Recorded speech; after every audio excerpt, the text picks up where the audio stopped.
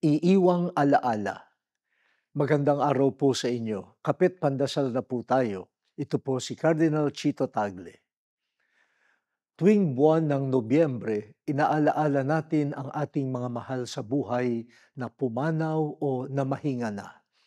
Bukod sa pagdarasal para sa kanilang kapayapaan at pagbisita sa kanilang libingan, nababalikan natin ang kanilang buhay, mga pighati, mga tagumpay, at mga ginawang kabutihan sa atin.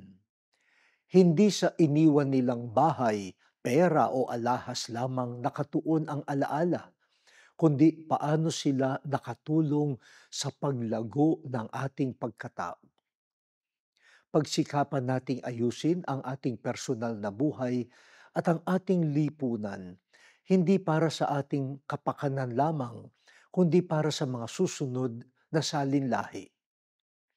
Nakakalungkot at nakakahiya na ang iiwang alaala ng ating henerasyon ay pagsasamantala sa kapwa, pandaraya sa mga proyekto, pagdami ng mahihirap, pagbaba ng edukasyon, magaspang na pananalita sa publiko, paglaganap ng fake news, gabundok na basura sa dagat ng baha, at patayan kahit saan.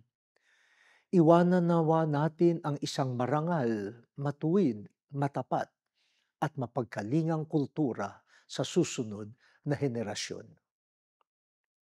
O Diyos, magsikap nawa kami ngayong ayusin ang aming buhay at bayan upang may maiwan kaming kapaki-pakinabang sa kinabukasan.